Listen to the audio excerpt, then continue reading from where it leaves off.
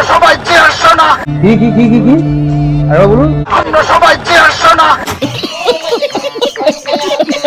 এমপির বিরুদ্ধে কোনো কথাবার্তা বলতে হলে সাবধানের সাথে অজু করে কথা বলবেন। নিতে গেলেই অজু করা লাগে বলে। আমার কি হবে? আমার তো ডায়াবেটিস ভাই, ঘন ঘন অজু ভাঙে।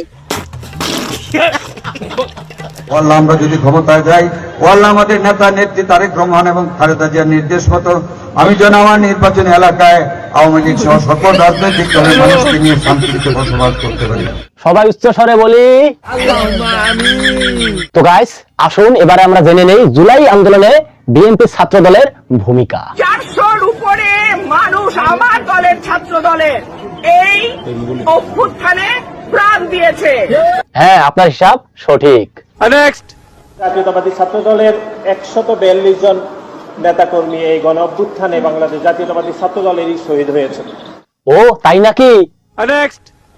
ছাত্র জনতার গণ অভ্যুত্থানে বাংলাদেশ জাতীয়তাবাদী ছাত্র দলের 49 জন নেতা কর্মী শাহাদাত বরণ করেছে। কি ব্যাপার, এদের মতামত ভিন্ন কেন? নেক্সট। তাদের মধ্যে প্রায় 800 ছেলে আমাদের ছাত্র দলের ছেলেরা রয়েছে। ও মাই গড, ওবায়দুল কাকুর আত্মা কি ফিরে আসলো নাকি? নেক্সট। এই জুলাই বিপ্লবে পরিচয় থাকা ছাত্র দলের নেতাকর্মী প্রায় 153 জন শাহাদাত বরণ করে। ভাই তোর দুইটা পায়ে ধরি, আর মিথ্যা কথা বলিস না। সবগুলো ফেল। শিবি আরে জামা শিবি মিল্লা এই দেশটারে গিল্লা হালাইতাছে, আর ওরা আকাম করে করে বিএনপির বদনাম করে। ফকিনের ফলারা বলে এই দেশের প্রধানমন্ত্রী হবে। আহারে, কত সাবলীল মুখের ভাষা, কথা তো নয় যেন মধু। এমপির বিরুদ্ধে কোনো কথাবার্তা বলতে হলে সাবধানের সাথে অজু করে কথা বলবেন। অজু করে কথা বলবেন। এই রে, কাম সারছে।